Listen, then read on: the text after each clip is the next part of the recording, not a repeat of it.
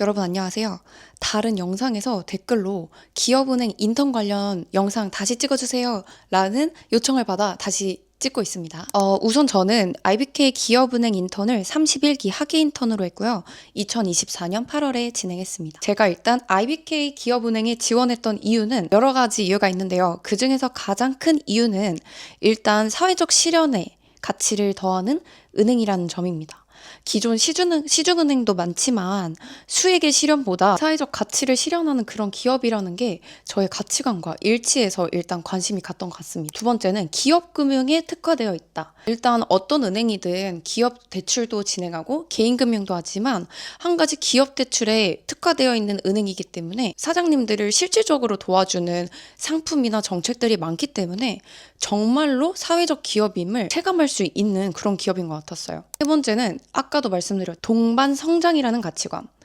이 기업은행은 웃긴 게 제가 생각했을 때 기업은행은 대단했던 게 기업은행도 성장하지만 중소기업 사장님들이 자금 조달에 있어서 어떻게 하면 더 저금리로 대출을 받을 수 있고 어떻게 하면 더 편리하게 대출을 받을 수 있을까 이런 걸 통해서 어떤 대출 박스 진행이라든지 아니면 IBK 참공 프로젝트를 통해서 보다 더 많은 아이디어를 접할 수 있도록 그렇게 사장님들을 지원해주는 그런 정책이 너무도 좋게 보였습니다. 일단 이런 저의 지원 동기를 통해서 지원을 하게 되었고요. 저의 서류 전형에 대해서 말씀드릴게요. 대학, 학점, 어학 모두 블라인드라는 점. 그러면 어떻게 인턴으로 들어가냐? 인턴 경험은 아예 없었고요. 제가 가지고 있었던 건 교내 외 활동, 학회 활동, 그리고 수상 관련 경험을 자기소개서에 녹였습니다. 관련 경험에 대해서 말씀드릴게요. 저는 2년간 교육봉사단을 운영해 왔습니다. 그래서 제가 리더적인 자질이 있다는 점을 어필했던 것 같아요. 그리고 수상 관련은 제가 공모전 수상이 지금까지 하면 거의 5개 정도가 있는데 그때 당시에는 3가지가 있었어요. 첫 번째는 이제 DB 경제금융공모전에서 가작상을 받았던 그런 경험이 있고요. 두 번째는 제가 건국대학교에 재학 중인데 건국대학교 사회과학대학에서 열리는 경제 공모전에서 최우수상을 받아서 그 공모전을 하나 추가했고 2개고 그리고 세 번째 거는 학회를 들어가서 했는데 투자학회에서 이제 모의 투자 대회에서 2위를 수상했던 그 경험을 녹여냈습니다. 그리고 모든 이런 활동들은 다 증명할 수 있는 경험을 해야 되기 때문에 증명할 수 있는 경험만 적으시는 게 좋을 것 같고요. 그 추후에는 제가 따로 이제 제가 거주하고 있는 지역에서의 아이디어 공모전이나 또 다른 경제 공모전 이렇게 해가지고 지금은 5개가 있고 이 지원 당시에는 딱 3가지가 있었다는 점 알려드립니다. 그리고 자기소개서 관련해서는 제가 지원할 때의 그 문항을 기점으로 하면은 첫 번째 문항이 가치관 2가지를 설명하는 거였어요. 그래서 제가 가치관을 2개를 설명하고 가치관 2개랑 지원 동기를 설명하는 거였는데 저의 가치관은 성장이랑 나눔이었습니다. 말씀드렸다시피 저는 봉사활동을 굉장히 많이 했고 또 사람들을 돕는 거에 있어서 마다하지 않기 때문에 그러한 저의 장점과 그리고 제가 지속적으로 공모전이나 대외 활동 그렇게 수상 경력을 통해서 계속적으로 제가 발전하려고 노력을 했거든요. 그런 경험을 많이 녹여내서 성장이라는 것에 초점을 맞췄습니다. 그리고 제가 팔로워로서 맡았던 프로젝트에 대해서 설명을 하라는 문항이 있었는데요.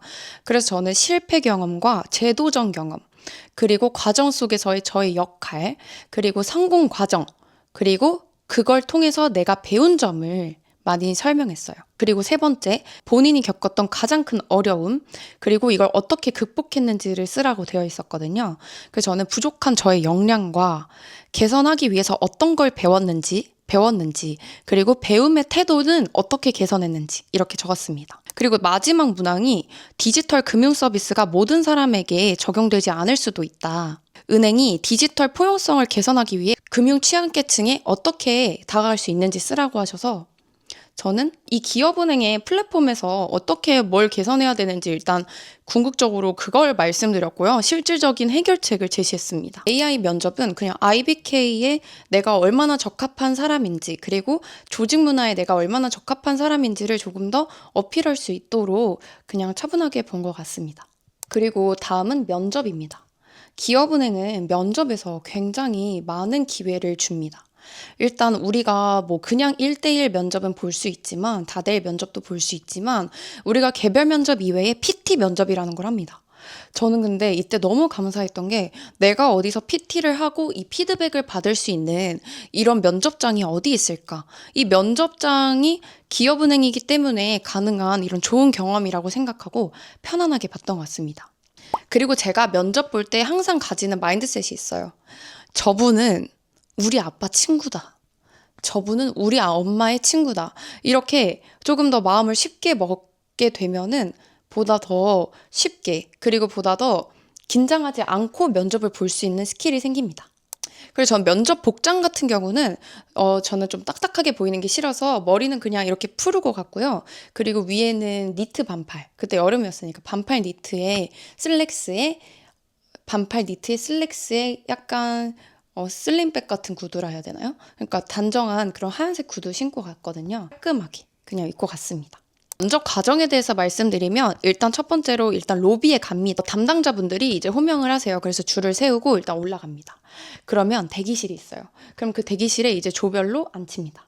그럼 그 조가 같이 PT 발표도 하고 면접도 같이 보는 조입니다. 조별로 면접실에 입장을 하게 됩니다. 그리고 나서 2분 정도 시간을 주면서 자료를 나눠주세요. 그게 면접 자료인데 주제 자료를 이제 공개하는 거예요. 그때 제가 받았던 주제는 출산 장려금 1억 지급에 대한 찬반이었습니다. 그러니까 현금성 지원인 거죠. 현금성 지원에 찬반이냐. 찬성을 하는 게 유리한 상황이었어요. 그 자료가. 나는 조금 다른 관점을 이야기하고 싶다는 마음에 반대를 선택하게 되었습니다. 그래서 반대를 택하고 다양한 질문에 대해서 예상하지 못한 답변, 또 다른 생각의 전환을 말할 수 있는 부분이 오히려 점수를 더 좋게 받지 않았을까라는 마음이 들고요. 그리고 그때 찬성이 되게 많고 반대가 부족해서 제가 반대의 손을 들고 제가 오히려 조금 더 주도한 느낌이 있었던 것 같아요. 지금 생각해보면. 그래서 막 손을 들고 혹시 저와 함께 반대 측에서 의견을 펼치실 분이 계신가요?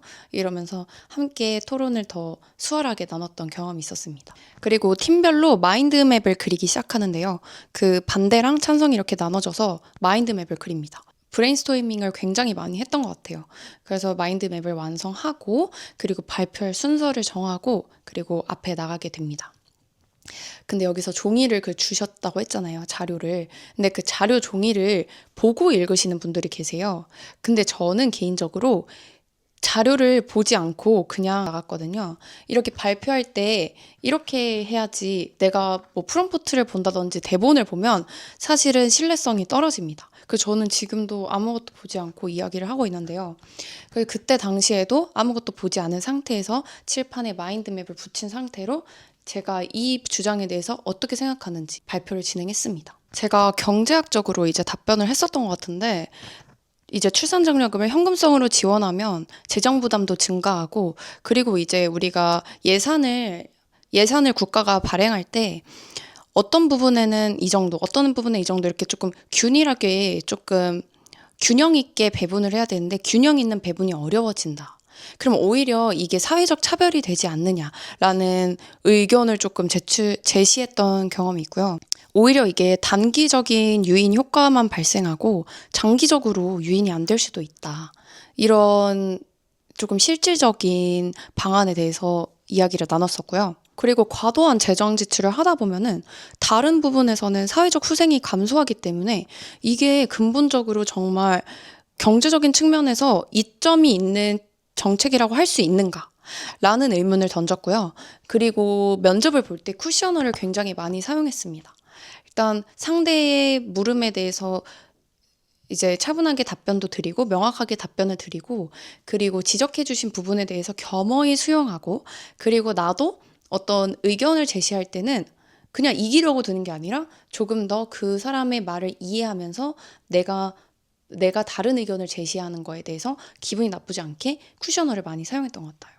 그리고 인성 면접에서는 자기소개, 이제 강점을 비롯해서 자기소개를 하는 거였고, 뭐 이거는 다 개인적으로 다르니까 저도 자기소개 잘했고, 두 번째로는 이제 자소서 기반의 질문 2개 정도 나왔던 것 같아요. 그래서 기억을 잘 하시고 해당 그런 데서 어떤 걸 배웠는지에 대해서 많이 이야기하면 좋을 것 같아요. 다른 어떤 분이 영업점에서 어떤 업무를 하는지 알려달라고 하시더라고요. 일단 영업점에서는 일단 인턴은 돈을 다루는 직접적인 업무는 하지 못합니다. 그래서 보통 통장 정리나 기업 금융팀에 있었는데 돈을 다루는 업무는 하지 못하다 보니까 영원 통장 개설이나 통장 정리 이런 쪽으로 위주로 했고, 그리고 기업 금융팀이다 보니까 기업 대출 고객들이 오시면은 그러니까 DC형, DB형 이렇게 퇴직연금이 다른데, DC형 퇴직연금 그 서류를 제가 편집하는 업무를 맡아서 BPR이라고 해서 기업 그 행내 서류 등기로 이렇게 보내는 게 있어요. 그래서 그 서류 보내는 BPR 업무를 했었고요. BPR 서류가 대출 서류를 쌓아놓으면 그걸 이제 BPR 서류로 모아가지고 그 담당자한테 드리는 그 역할을 했었고요. 그리고 이제 마감할 때 카드나 통장, 그리고 지급해드리는 카드나 통장, 그런 시제금 관련해서 정리해서 보고 드리는 업무도 했었고요. 또 채권 서류가 거의 몇 천 개가 있거든요. 그걸 기읍부터 희읍까지 아야, 어유, 오유, 우유 순으로 정리를 직접 했었습니다. 그때 여름에 창고에, 서고에 그 에어컨도 안 나오는데 좀 고생을 했던 경험이 있는데요. 그런 업무도 도맡아서 해야 되고, 이제 전화 오시면 전화 업무 정도? 좀 어렵지 않은 업무 옆에서 다 시키시거든요.